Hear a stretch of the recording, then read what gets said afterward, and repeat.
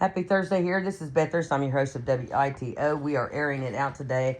I have a special guest today, Debbie Littlejohn Douglas. Is that correct? That is correct. Okay, and we are talking. She's in West Virginia. I'm here in Ironton. And she's going to talk about a little bit about her life experiences. This will not be the only interview, so be patient. And Debbie, go ahead and explain a little bit about what you've been through and how you help people daily with your recovery. I grew up in Ironton. My parents were not married when they had me. My father actually had kids strung on 3 different blocks, and none of us knew about each other until I was 18. And then that's how I ended up looking them up, finding them. And that had always bothered me, but I had gone through some sexual abuse as a child. To start, my first memory is about 8 years old. It was a boyfriend of my mother's. Actually, his sister owned Play-by-Play. And when I told, the solution was to take me to my uncle's to live. And at the time, I was angry with my mom because I thought she was just giving me away. She was choosing the man over me. And it wasn't until right before her death that I found out the truth. She had gone through some therapy with me and told me that she didn't know any other way to protect me. And she knew that I would be safe there. And for that, I can respect her for that. And I do understand that sometimes the way that you're raised, you don't know how to do things. And I was her only daughter. She was tomboy, so she told me she didn't really know how to raise a girly girl like I was. And I remember my mom had a couple brothers that was nothing but trouble, and so we didn't get to play outside any. We watched him stab his wife. We saw him stab or try to kill my mom. Oh, wow. He beat all the kids. I was the only kid that didn't get beat by him. Why he didn't beat me, I don't know, but I was always his favorite. I don't ever remember him doing anything bad to me, but now the other brother had been in a serious car accident, and he had molested myself and several others, and everybody just kind of swept it under a rug. And I ended up later on becoming his caretaker through a home health agency, and I refused to go there by myself. I didn't trust him, never was going to trust him. And I ended up going through a very violent rape when I was 16. It was a boy and a girl that done it. They drugged me, and it's out in the building. And they, I don't remember any of it. I just remember the aftermath and the boy admitting that what he had done. It was a childhood friend of my brother's. Had been my brother's best friend since we were kids. The boy is in and out of prison now, and his name's Scotty Burke. And I'm not the only girl that he'd done anything to, but I was always a tough girl. You know, I had all brothers, and I always fought my whole life. But when I would see him, I would panic. And I think it was because I had no control of what he had done to me. And my senior year in high school, I'd gotten pregnant, and I was afraid to tell my mom. But when I told her, she wasn't upset or anything. She was like, we'll get through it, you know, things happen. Well, when I was about 7 months pregnant, I'm not going to say my cousin's name. She'll know who she is, but... Honey, you don't have to say anything, anybody's names or anything. Well, just say what you want. I normally tell it, but I understand just don't want the drama. Yeah. But I had caught her and my ex-husband messing around, and she kicked me in the stomach, and I was 7 months pregnant. And my daughter, her name was Katerina Michelle, she passed away the next morning as a result of that. It sent me into premature labor. Was there any charges? And no, nothing was ever done. Just for me, I sat in silence in a room for 4 months. I got kicked out of high school because I was missing school, and I was going to graduate with honors. And I ended up having to get my GED prior to graduation because of this. My cousin and I have only spoken twice, or 2 or 3 times probably in these 28 years. And once was when my little cousin had gotten killed by the train. And because it was very close family to her. And I brought it up about my daughter, and I told her, I know it wouldn't have happened if you guys wouldn't have been drinking, but it did happen. I just want you to acknowledge it. That's all I've ever wanted, just for her to acknowledge it. Right. Instead of just sweeping it under the rug, because I know in my heart it wouldn't have happened had she not been obliviated out of her mind. However, it did happen, and she won't acknowledge it. She thinks she did no wrong. So for that, I have nothing for her. And then, so that kind of sent me into a depression along with the sexual abuse, because the sexual abuse had gone on with my mom's old boyfriend until I was like 15 years old. Oh, and you couldn't talk about it. Yeah, it took a long time before I could talk about it. Usually I would break down or hyperventilate every time I would talk about it. I can feel my voice getting shaky as I talk about it now. Yes. But when I was about you want to take a break? Are you all right? No, I'm okay. Okay, honey. When I was about 15, I went and got a gun from my uncle, and it was a .25 automatic, and he asked me what I was going to do with it, and I said, Mark's not touching me no more. I'm done with it. Today I'm taking control of my life. And he's like, just be careful, and it's not going to be loaded. And he wouldn't let me have no bullets to it, but nobody knew that. So me and my older brother, Stevie, pushed Mark down on the steps whenever he tried to touch me right in front of everybody. And I put that gun up to his head, and I told him that if he ever touched me again, I'd blow his head off. Now, it wasn't loaded, but he didn't know that. But it was enough that he left me alone until I was 19. And then when I was 19, he had told my brother's girlfriend that I had wanted him to do the things that he did to me. That's insane. And it just so happened, it was. And my mom lived on Pleasant Street right next to the Nazarene. So it just happened to be a church night. And there happened to be a lot of church people out. And he had a new wife with him. So out the door I went. And I told my mom, you might get mad at me, but I'm about to flip. She said, say what you got to say. I got your back.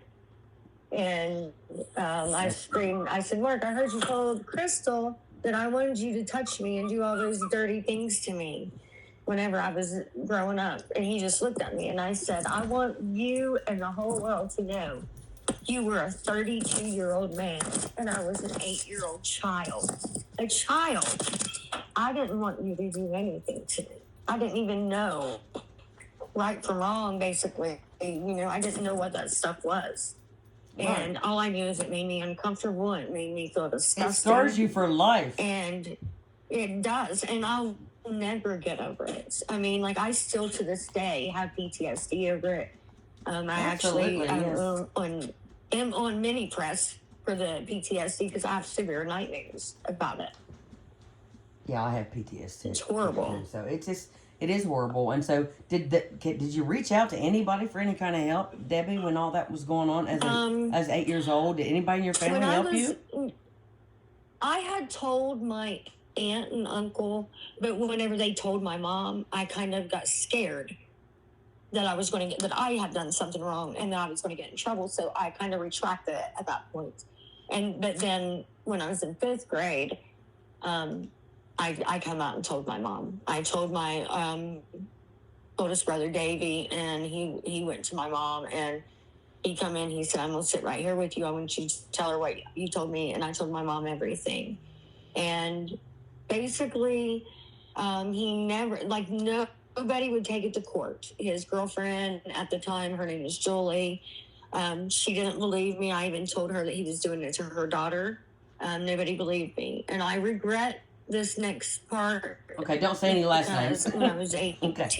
Okay. Well, I won't. Okay. But when I was 18, Julie had came to me and told me she had walked in and caught him molesting her daughter. Oh, my word. And wanted to know if I would take it to court. Wanted to know if I would testify against him in court. And I was so bitter that nobody would help me That you But I didn't want to said help no, her? and I regret that now. Oh, okay. Right, and I regret that now, but I was just rebellious, and Oh, yeah. I was acting out, you know, because I felt so alone, like nobody would listen to me. Absolutely, yes. And Terrible. then whenever, like when Scotty had raped me, that was the first time I'd ever had sex. That was my first sexual experience. And that also scars that's you for the supposed to rest be of your something life. You don't trust anybody. Oh, absolutely. Because the first person I ever trusted is the guy that I'm with now, and I trusted him when I met him. And I met him when I was 19, and I told him everything. He's the only person. There are good men out there. They're just scarce. Yeah, that's true.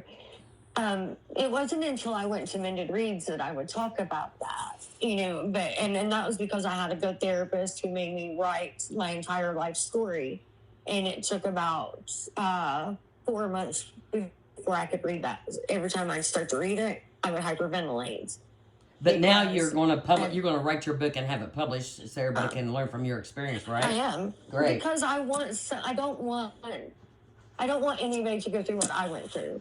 I don't want anybody to be afraid. I don't want it to lead to addiction or you know, people to suppress these feelings because it's okay. You know, you didn't do anything wrong. I didn't do anything wrong. They did. You know, as long as we suppress those memories, they have power over us. Absolutely. And they're not going to have power over me today. Amen. I am in control of me. And you know, I've been through a lot of things. Like, you know, like my daughter passed away at 18. And then when I was 19, I was pregnant with my second daughter, my daughter, Allie. And I was 5 months pregnant. And I think you were a cop when this happened. Yes. You probably will remember this. I got a phone call from Standard Alarm System at 2:30 in the morning telling me that my aunt's alarm was going off on Big Branch in Chesapeake. When I arrived there at 2:44, I think is when I got there, I found my aunt murdered. What year was she this, had been shot, if you don't mind? 1998. Okay. It was I was a cop. September 29th of 98. Her name was Linda Aliff. It happened on Big Branch Road in Chesapeake, Ohio. Her husband, Leon, had penetrated a glass break alarm, a motion detector alarm, a panic button, and there was one other alarm that he penetrated. And he shot her 11 times with a total of 28 entrance and exit wounds.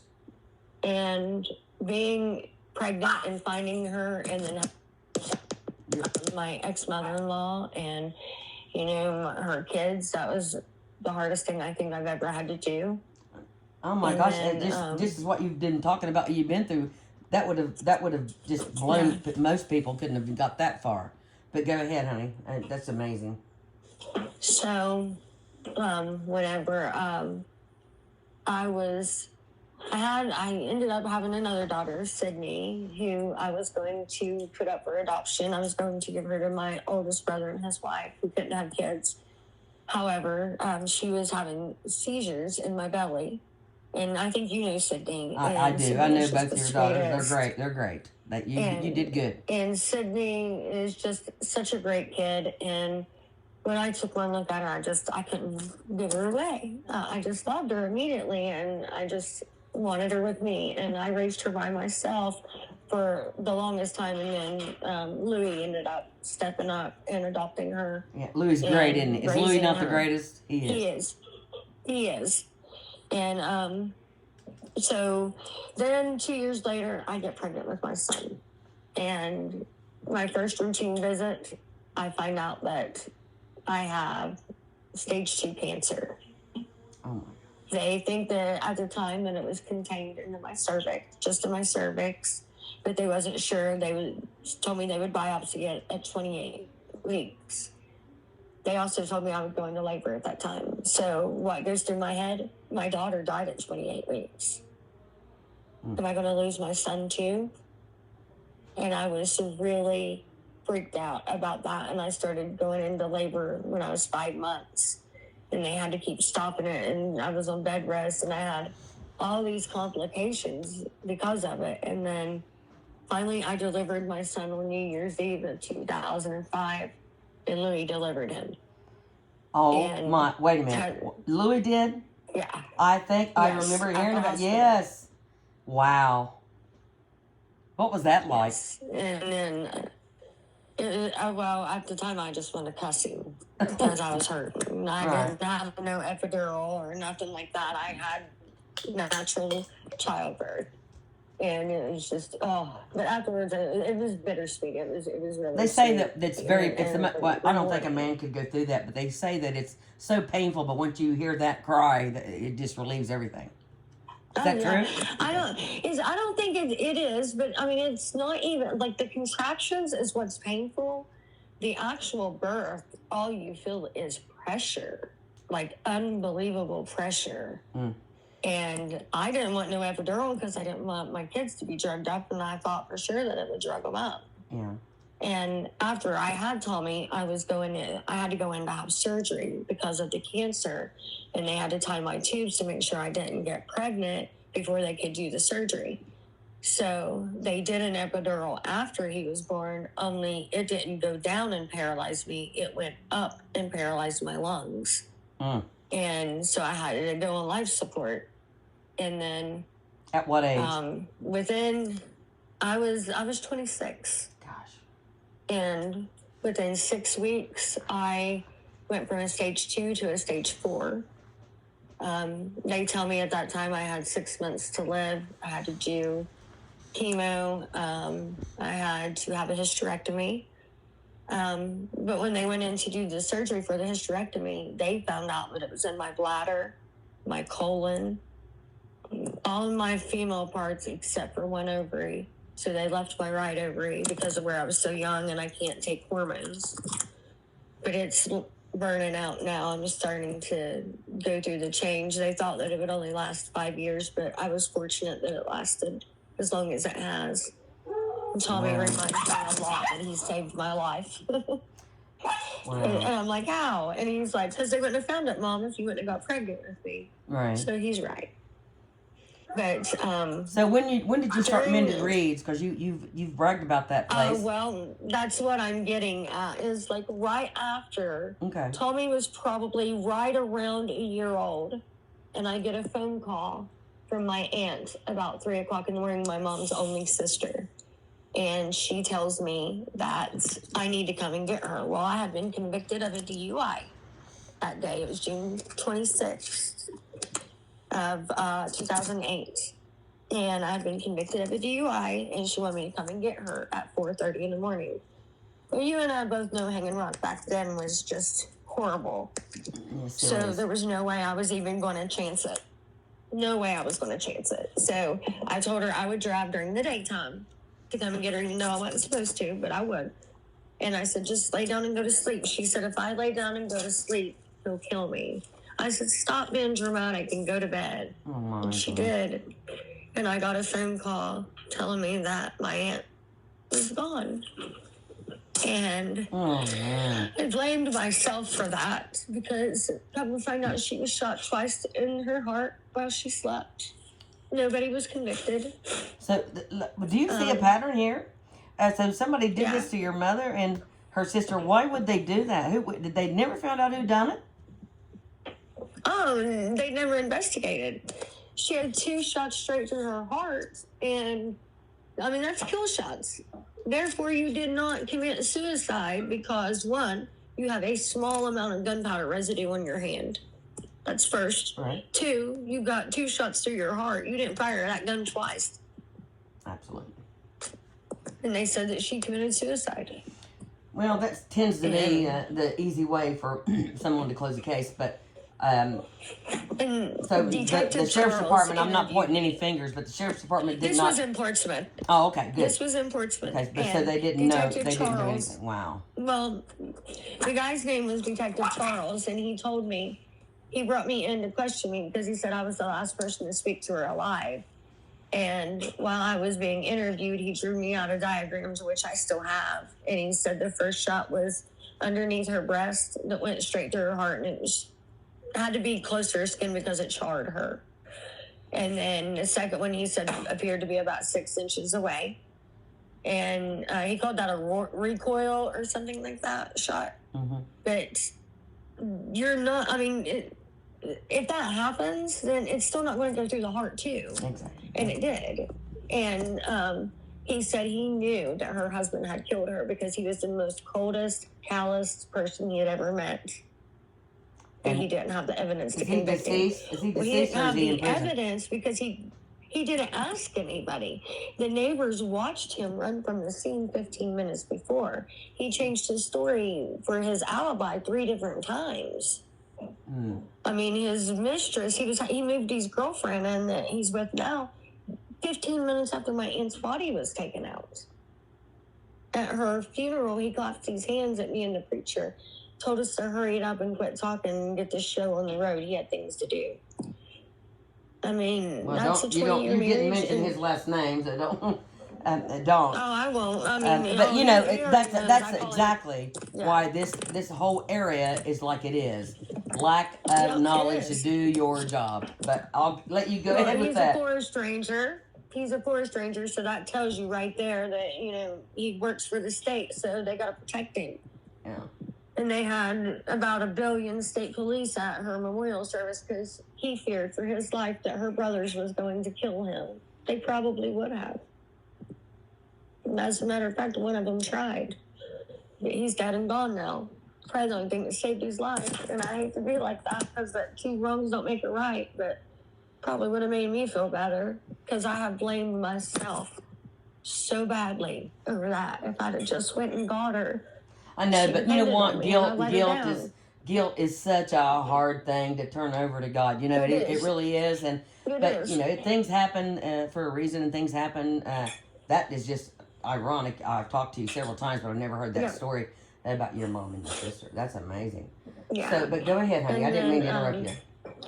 So at this point, 2 weeks later is when I come out and told everybody that I was addicted to drugs, and it was because of the cancer.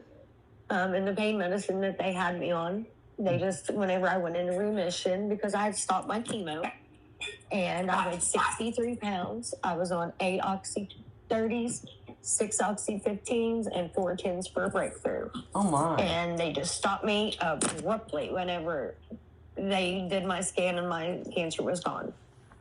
Okay. You can't stop abruptly on that. You're exactly right. And I didn't realize that I was addicted because I hated drug addicts. I judged them just like a lot of people do. Yeah. I looked down upon them, and then I became one. And nobody knew it. I was a nurse. I still continued to work, and nobody knew. I used constantly. I couldn't get up out of bed without using. And I was an IV user. And that went on for about the next 9 years. Oh, and wow. then So how did you... busted for drugs. I got busted for drugs. They sent me to prison, and I went to Mended Reeds afterwards. I also had to take an anger management class because I was a very angry girl. But like I told them, had they gone through what I had gone through my whole life, because I was physically abused by my parents. I was mentally and verbally and sexually abused my entire life.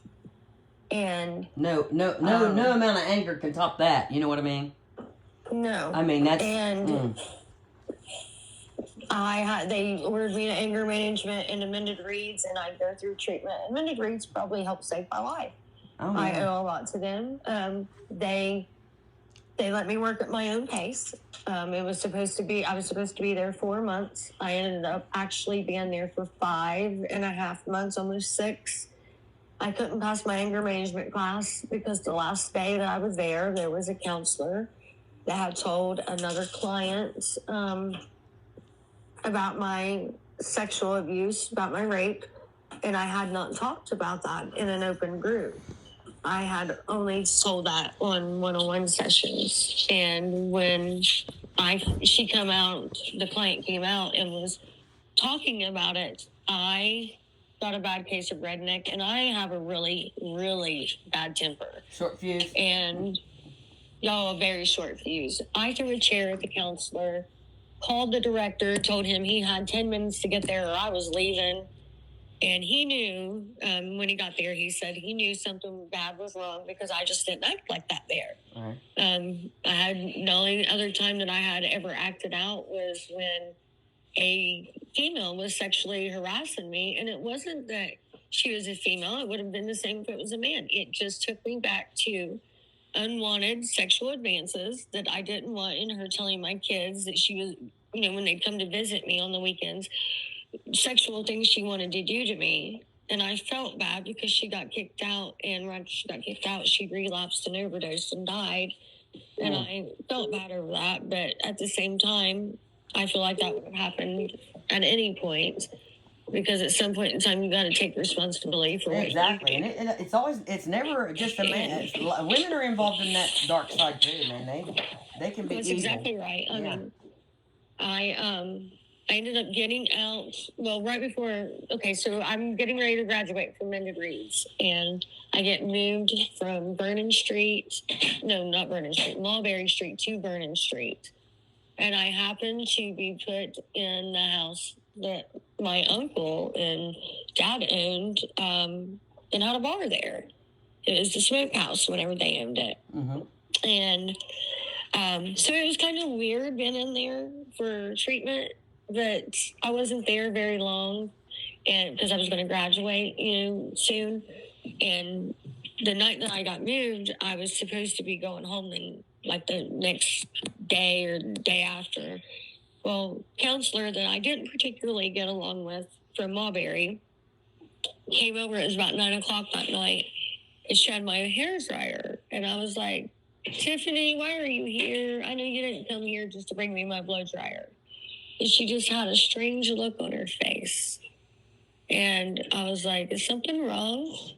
And she's like, well, Melinda talked to your brother. And I'm like, oh my God, is my brother okay? And she said, yes. And then she's like, no, wait a minute. No, maybe not. Maybe your brother's not.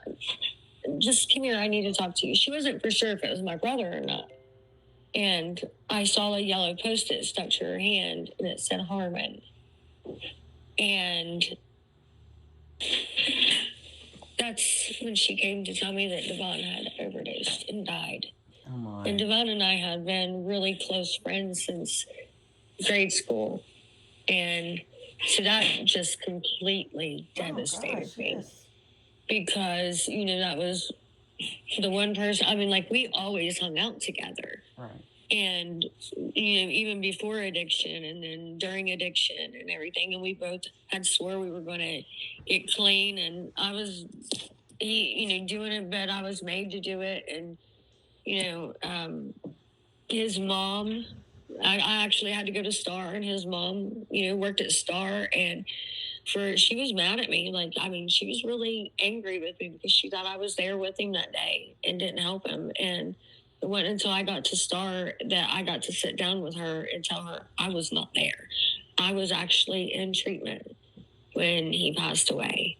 And had I been there, I would have tried to help him. I'm not a cold person.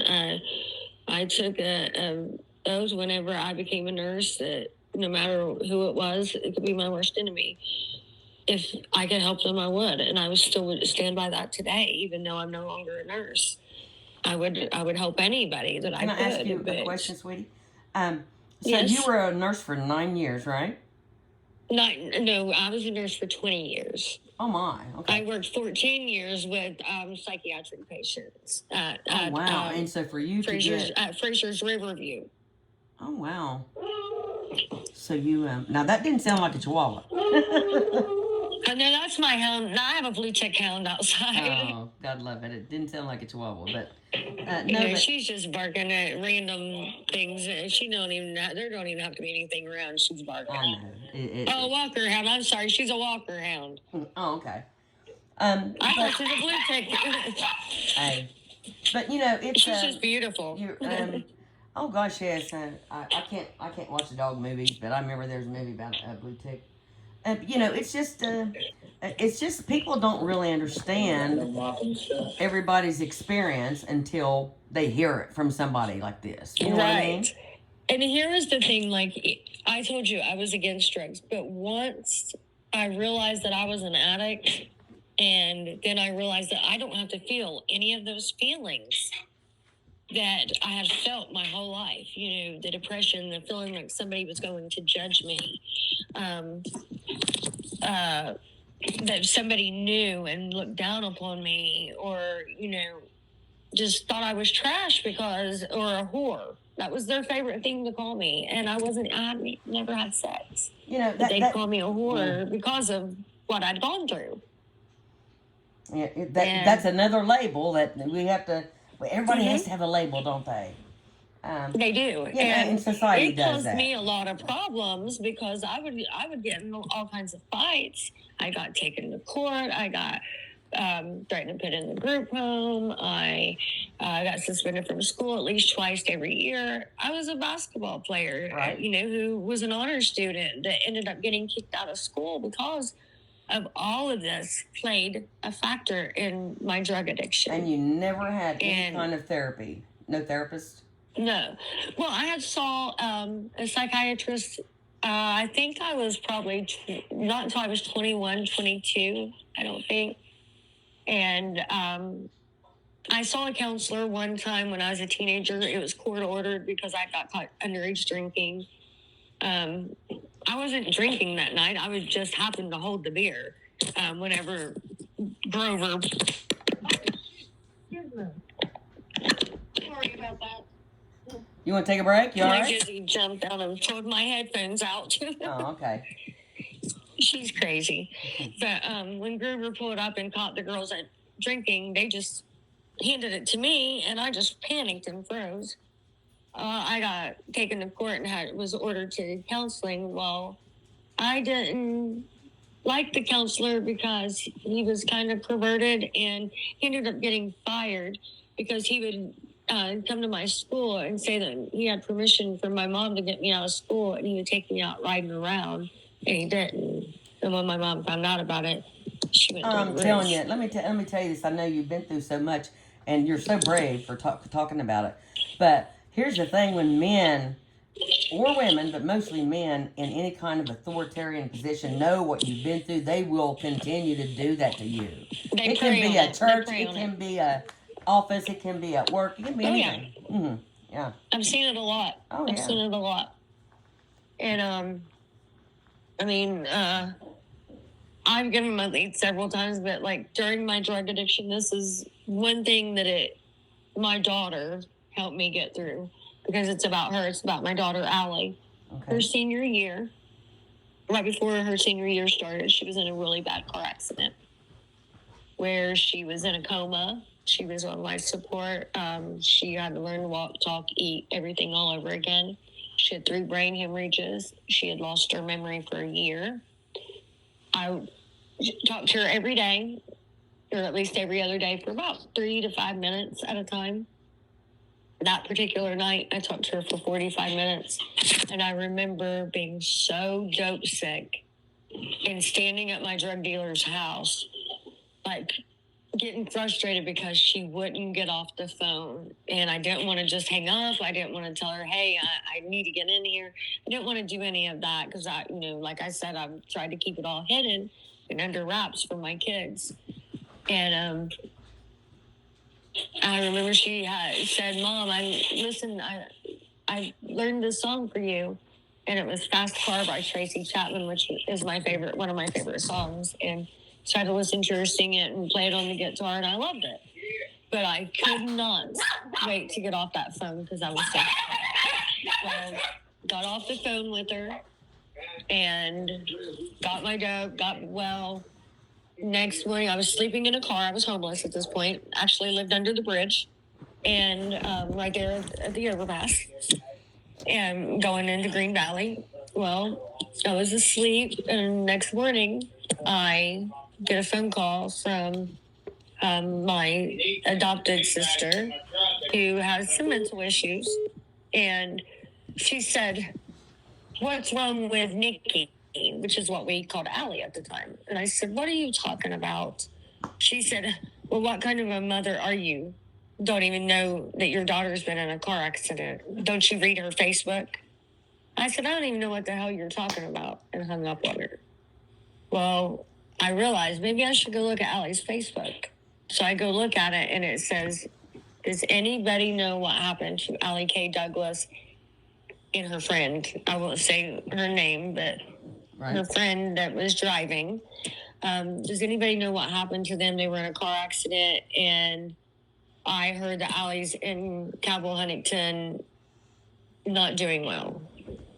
Well, there was just 2 students right before Allie, the year before, that had gotten killed that went to South Point. So I immediately start asking on there, what are you guys talking about? What do you mean? Well, her friend Ellie come on there and said, what kind of a mom are you to not even know that your daughter's fighting for her life? That was in a car accident. And I said, I don't even, nobody's even called me. You know, Allie lived with her grandparents and her father. I did not always know what was going on.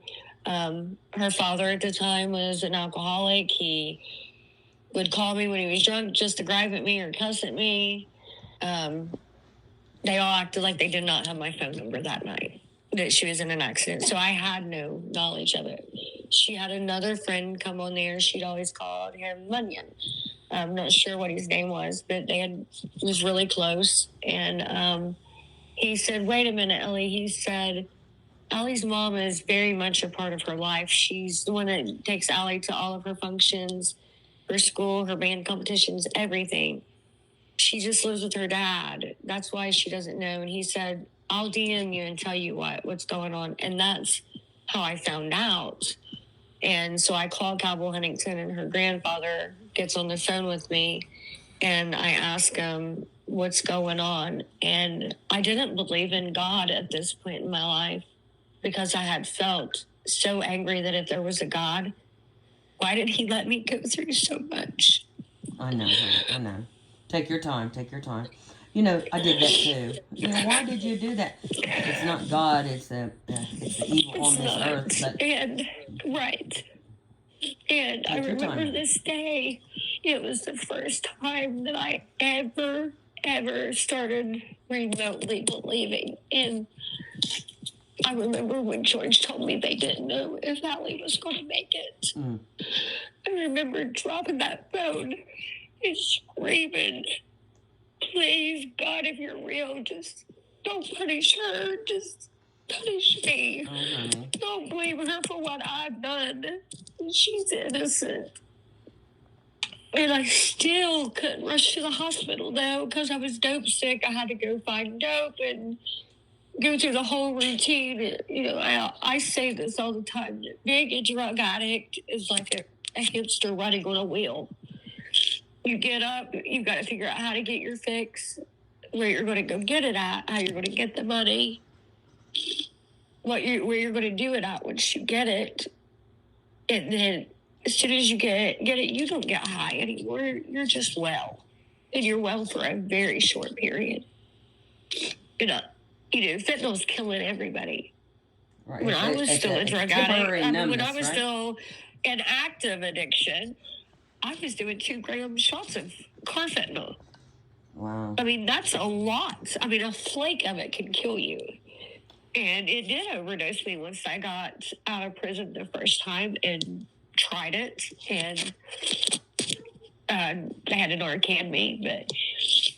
But when I got to the hospital, I remember her grandma telling them that I was not in her life and I wasn't allowed in to see her.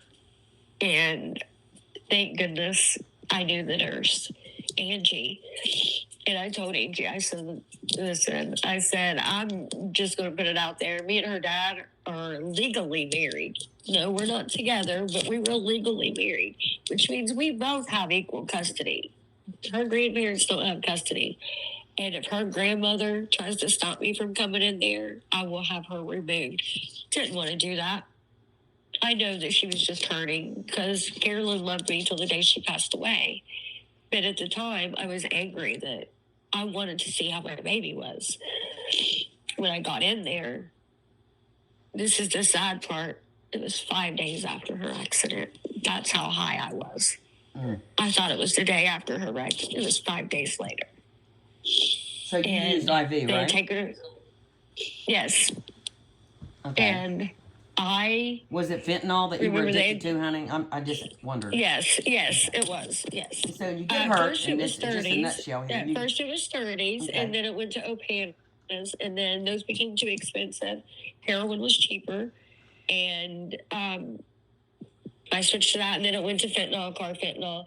But then at the end, I don't know what it was, because I could do it right in front of you. Then you could drug test me today, tomorrow, and heroin would never show up, and opiate wouldn't show up. But it was, I don't know what it was. I don't even know if Narcan would have touched it, but it did the same effects, and you got well. You didn't get sick, but it was just horrible. There was so much of my life that I don't remember during that time. I remember sometimes God don't want you to remember. Yeah. I don't want to remember it because it's hard to tell. I remember Sydney seeing me shoot up and her asking me what it was, and I told her it was where I was sick with cancer. It was my medicine. Sydney remembers that. She remembers a lot. I drug Sydney through the mud. She was the only one of my kids that truly saw me in active addiction. I mean, they all was around me, but nobody knew it. Nobody saw anything except for Sydney. And I so regret that, because Sydney has suppressed so much, and she at times gets angry with me, and she'll shut down with me and won't tell me, how she really feels. Did you ever shut down in front of her? Probably. Okay. I'm sure I did. Okay. She knows that I didn't have the best relationship with my mom. My mom was really good with Sydney, but she and I always butted heads. I was angry with my mom for many, many, many, many years. My mom had beat on me when she was an alcoholic. Once she got sober, she didn't, but she had, I felt like she didn't do anything to protect me from the sexual abuse, when in fact, I finally, like I said, I understood once we went through therapy that, and my mom, you have to understand, my mom was a Cherokee Indian who was raised that speak no evil, see no evil. And you didn't air your dirty laundry. You kept it all within your home. And so I respect her. And I don't ever remember a time that my mom didn't have my back. Whether I was in the right or the wrong, she was always there for me. But there was things that she didn't know how to handle them. And like, I don't want to say like she didn't know not to call the police, but I guess the way she was brought up is you didn't go to the police.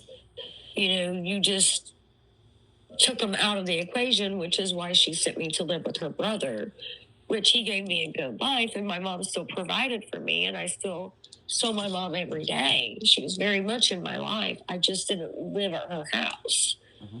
And to me, though, at the time, I thought she loves my brothers more. She doesn't love me. She never wanted me. So my whole life, that's the way I thought, until 2 years before she passed away. And my mom broke down. It was the first time I ever seen my mom cry. And it was when I graduated Mended Reeds. My mom was always a very private person. She stood there crying and said that was the proudest moment she'd ever had of me. Oh, honey. And she was sorry that she was so hard on me, but she didn't know any other way to make me tough, or to make me a survivor, or to make me be independent. That was all she knew, because that's how she was raised. And I thanked her. I wrote my mom a big letter. I thanked her. I wouldn't change anything about the way she raised me, because had she not raised me that tough, I probably would not be sitting here today. Addiction would kill me. And addiction would have, cancer would have. Right. Stop. And I do believe that it was my mom instilling that strength in me. Yeah, honey, don't worry about the dog. This is as real as it gets. Don't worry about the dog. My mom instilling that strength in me wholeheartedly believe that's why I became a survivor. Yes. And do you know how many people you're helping by talking about it? I know you're reliving it, but sometimes, I hate to relive my past, but it took me 9 therapists to get the right one. And so I truly hope that it helps at least one person, because if it does, then it was so worth me living, and I'd do it all over just to save my life. I lost my stepson too, 2 years ago, 3 years ago in November, and that was very hard on me because I'm the one that sent him away. He lived with us, and I swore I wouldn't jeopardize my sobriety, and I made him go back to Indiana, and he went through treatment, and he had 2.5 years clean, and a boy got out of prison, and texted him and told him he had some of that good fetty, and Raven told him that he wasn't a hope dealer. I mean, he wasn't a dope dealer. He was a hope dealer now. He didn't want it. And the next text message said, well, I left it in your mailbox in case you changed your mind. Sometime throughout the night, he must have got depressed. He lived by himself. He was a manic depressant, schizophrenic, and he must have just dwelled on it, which I know, being an addict. If it's in front of me, I take Suboxone to this day. I don't care what anyone says about it. No, I think that, it maintains it, yeah. Because for me, it is my security blanket. Right. Because I play pool today. I just shot the I know, you just went to the state tournament, didn't you? I did, and I just got 3rd in the advanced in Scotch doubles. I got 4th in their singles 9-ball. And congratulations. I used to play pool. The 8-ball. Thank you. Yeah, I saw your I got video. 7th. I got 7th in the world. I know, girl. And I go back to play for the World Championship in February or May. Because I go twice a year. Las Vegas. Well, I tell you what, if you can do this while you're there every night, we'll carry it. We'll put it on the station, your updates. And, it's been a trying 50 minutes, but we're going to get back together again in a couple days, and you can continue your story. And God bless you, honey, for telling your story. And you're very brave. And thank you. You are helping so many people, and you've got great kids. And I'm so proud of you, honey. I'm so proud of you. Before we go, oh, honey, you go ahead. Finish real quick about my daughter, okay? Okay. We don't have to go at all. Prison, no, it's okay. Whenever I got out of prison, I gave my lead at a NA meeting in South Point. It was at Tri-State. And I remember standing there, and I told exactly what I told you about how I don't know how my daughter could forgive me for that car wreck, not being there, blah, blah, blah, blah. All of a sudden, my daughter jumps up because she's there at the meeting with me. She jumps up in the middle of the meeting. She said, hold up. She said, I just want to say, I'm like, Allie, quit. She's like, no, I have to say this. She said, Mom, I just need you to know it was easy for me to forgive you. That wasn't my mom. I didn't know that woman that was high. My mom is a woman standing here today, sober, that loves me, that would give her life for me. And I just want everybody to know, I know a lot of people don't agree with me when I say this, in active addiction, you would not give your life for your child. You'd give your life for that next hit. Wow. But sober, we're good parents. But I would not have laid down and died for my kids in active addiction. Because all I thought about was that dope. And that was my number one priority for me. And I commend anybody that has given their kids to someone else when they're in active addiction. I did. I went to Louis and I said, I can't take care of them. This is what I'm doing, and it's not fair to them. And he took my babies. And he had had Tommy, though, since Tommy was born. And I let him have custody of Tommy when he was 3. But Sydney he had raised since she was 9 months old. He legally adopted her when she was 14. And I'm so grateful to him, and I don't think he knows that. because we don't get along much anymore, but I'm grateful for the life that he gave to them, but I could not. I know. Because I couldn't be a good mom to them. I was a good mom before addiction, and I'm getting better now because it's taken time to rebuild these relationships. And I'll go into it next time we talk. I'll go into depth the things that I went through with my kids. Okay, honey, and and then what turned me around. right, and in my situation, in my situation, it was God, and I had to come to a complete halt and just quit being so bitter and angry about everything that anybody done to me, because God will handle those people. He will. Yeah, He will, and well, it's so freeing when you can get let's let go. You've been quite through the ringer. Just so to give everyone an idea of what I'll talk about my rapist at 16. His sister was at Star with me and sat at the table with me every day. I looked at her every day. I slept in the same rack that he slept in when he was there, because at the time that he was there, it was for juveniles. And it was a juvenile facility. And I slept in that same dorm, same rack that he did. So that all has to play on you. It was Mother's Day when I decided to turn my life around, and it was a letter from Sydney and one from Tommy. And it was what they said. And then at that moment, me realizing I don't even know my son's favorite color. He was 8 years old when I went away. I was taller than him. I come home, he's almost 6'4" now. Oh my. Yes, and Toby's just now started talking to me. This past year.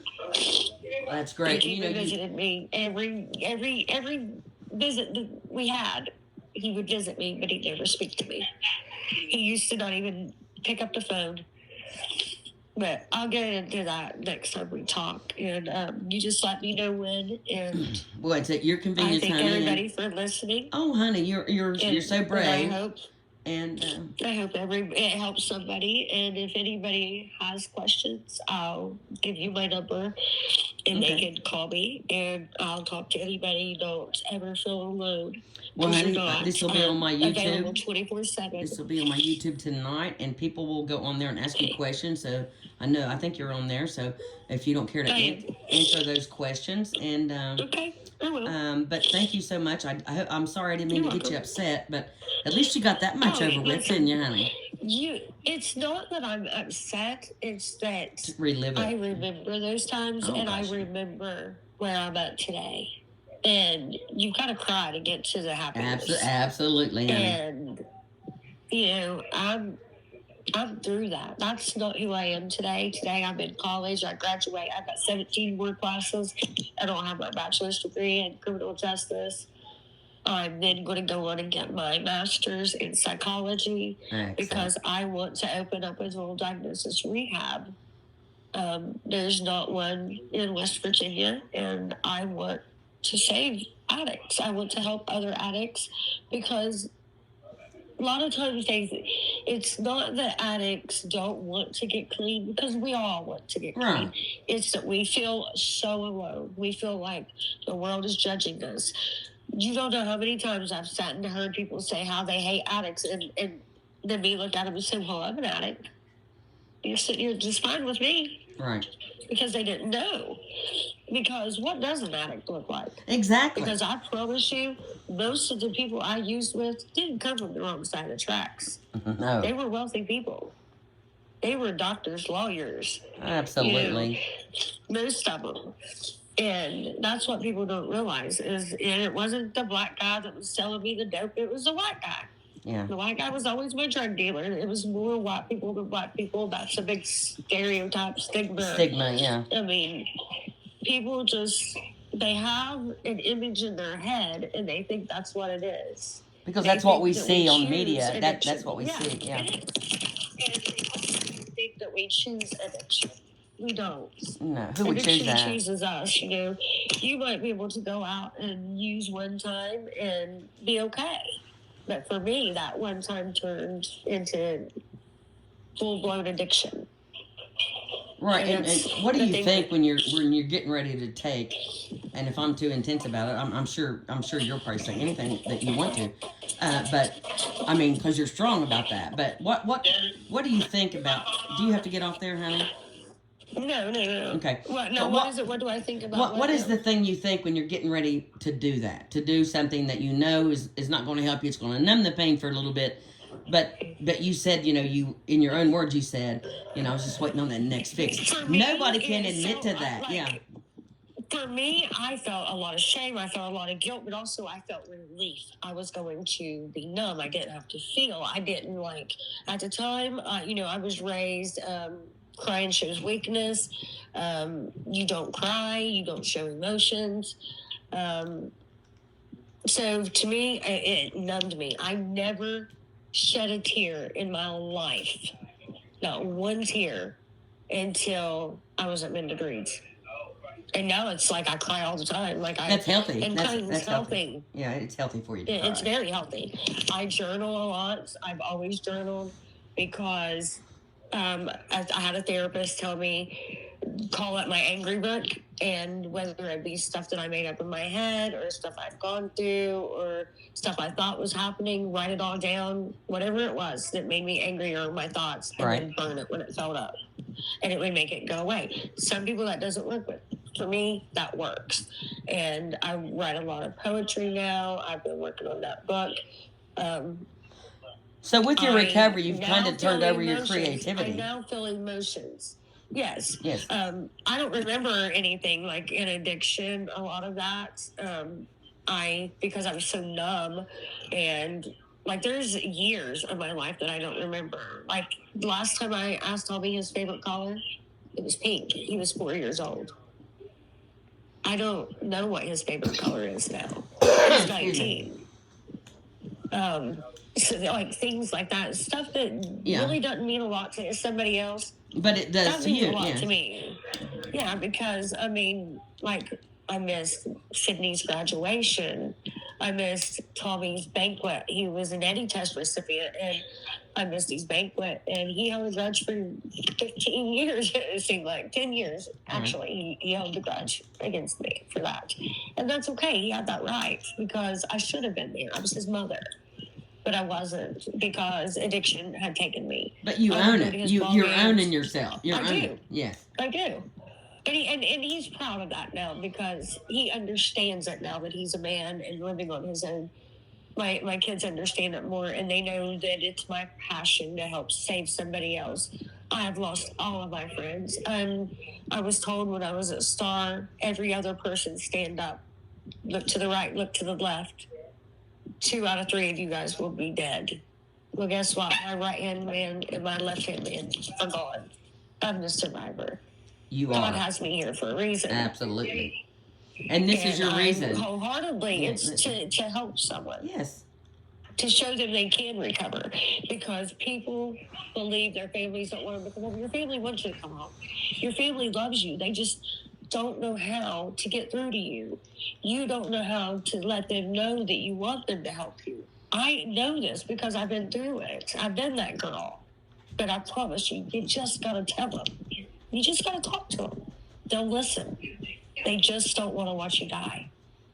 And if you stay on those streets, I promise you, the streets will win. They always win. By the grace of God, you'll make it out. And I pray you do. But if you don't get the help, I promise you'll lose your life. Whether it be behind bars or to death, you'll lose your life. Well, honey, God bless you today, and I'll call you after this, or stay on the line there if you don't care. That was a very intense conversation with Debbie, and this is Beth Rist, WITO Radio, the music you know, the station you love. I'll be back.